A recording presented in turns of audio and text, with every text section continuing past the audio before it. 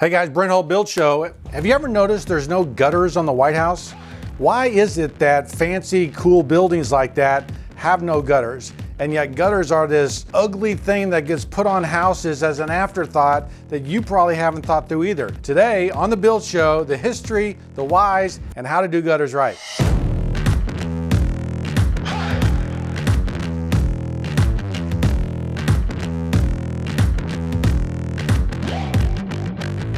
Okay guys, so gutters, right? Can't believe I'm talking about gutters, but they've turned into a pet peeve for me because I walk onto job sites and they are riveted, even though there might be copper, even though they're cheap, they look plastic. And so then when I go to a historic house and I see these beautiful, heavy, strong gutters, and I was in England, I mean, you could, scale the side of the building by holding onto that gutter. It's so heavy and strong. Why do we do cheap gutters? What is the purpose of a gutter, right? Is to take water from your house and move it away so you don't have water in your foundation, water in your basement, right? They have a practical function.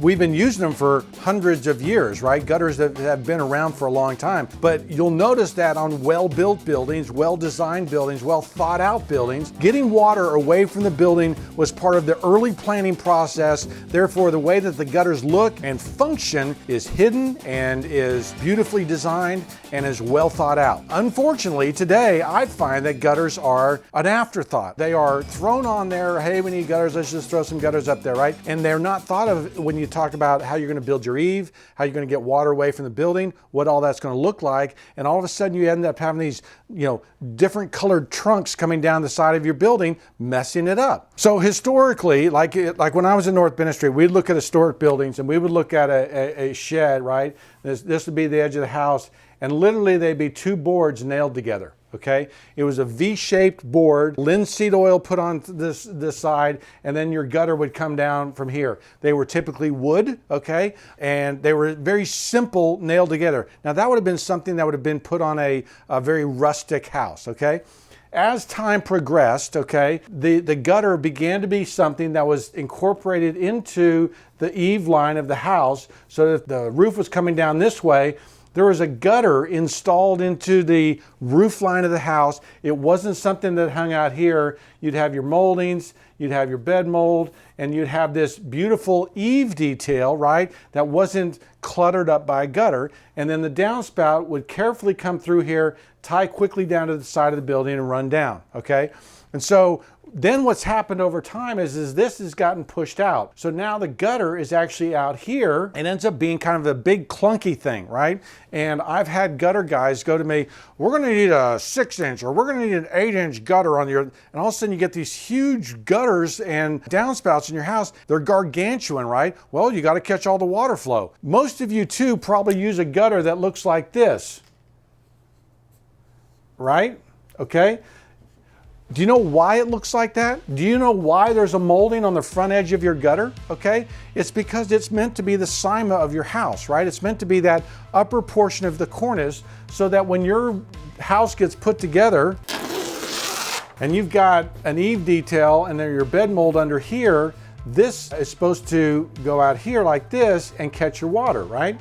Well, I'm going to tell you today that a better way to do this is actually to pull this back into your eave line so that this molding detail can function again as the proper molding and the proper scale and the proper beauty on your house, so that this then becomes a cornice, right? A natural cornice that works on your house. What I'm going to tell you to do is get rid of this area here. So your cimation is out there. I'm going to tell you to move your fascia farther this way, okay? So that fascia comes down, maybe even right into there, and then your bed mold is back here, okay, and your wall goes down. What that does is by moving your gutter inside your eave, okay, you have now allowed a space where your downspout comes down out of your eave and goes down, but now you have a really pretty cornice there, right? Remember the cornice, architrave freezing cornice, right? And so on the outside of your building, right, you've now got something that is architecturally right. Now, when do you use round gutters? Okay, good question. Oftentimes the round gutter has a European tradition, okay? And so you'll see these roofs that come down, right, these clay tile roofs that come down, and there's really no area to really build a cornice, right? They tend to be more rustic houses, more rural houses, houses like in the Cotswolds of England or in the parts of France, right? Where these slate roofs come down, you've got these solid stone walls. That is where a little round gutter, okay, with these hangers, the pretty hangers that hold it up, end up being used, right? And so the round gutter on a classical system isn't as appropriate as it is in this historical condition. If you think about your gutter options, right, and what the shapes are, typically you get a half round or you get the square gutter, which has that little molding on it, okay? As you're planning your house, right, as you're planning your eave, if you're building a traditional house, you don't want this big gutter hanging out on the front of your house, because the further it goes out, the farther your downspout has to come back towards the house and drop down, right? And so it ends up being a visual eyesore, literally, okay? And so it blocks your view. Remember, a gutter is a functional element, okay? It is not a decorative element, or not necessarily a decorative element. It certainly wasn't ever planned to be a decorative element. So in your planning, right, do not let the gutter be an afterthought in your job, right? Do not let this work as something that is just, oh, by the way, we call the gutter people, they came and put it up. Those guys will put up the gutters and put up the downspouts at the most convenient way for them to put them up, okay? They will not drop them down. They will not hide them around corners. Remember, your job is, as a master builder, is to create this beautiful house and very carefully work out where those downspouts are going to go. So let's talk about some good solutions, right? Let's talk about what to choose, right? So typically with our clientele, they always say, well, we want copper gutters, right? We want something that's going to last a long time. The problem with copper gutters in Fort Worth, Texas, is they turn brown, okay? We did a white stucco house, and we didn't want brown gutters running down the outside of these house, kind of defining squares on our house. We wanted something lighter. So we ended up using lead-coated copper, which is something they usually use quite a bit in the 1920s and 1900s, but we used the lead-coated copper, which had a gray appearance, and so we didn't have these brown lines running down the front of our house. The second thing is,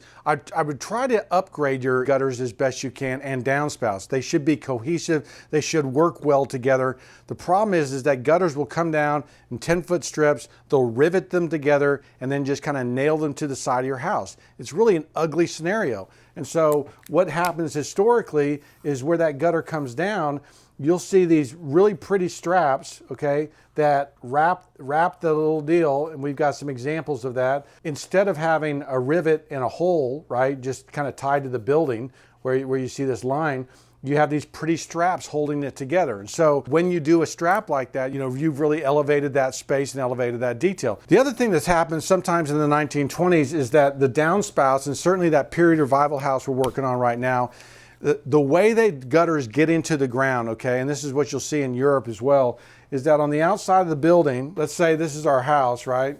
And we've got, let's say we've got a gutter coming down here, okay? Right here at the foot, okay, this turns to cast iron, okay? And it goes into cast iron pipes and goes away from the house, right?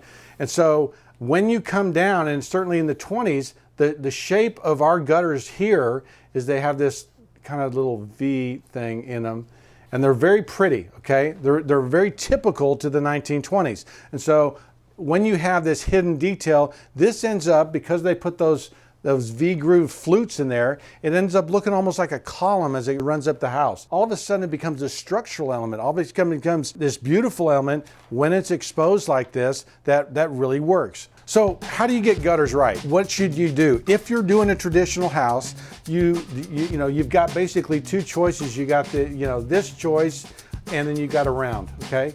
Stay within the style of what you're doing. If you're doing an English or French style house that's more rustic or rural, the Cotswolds kind of thing, then you're going to want to go with this round pipe. If you're doing something that's much more traditional, right, that's when you get into that cimation of the square gutter and make it work with the cornice of your house. Think about the elements and the materials. Think about it not as an afterthought, but as something that's going to contribute to the architecture of the house.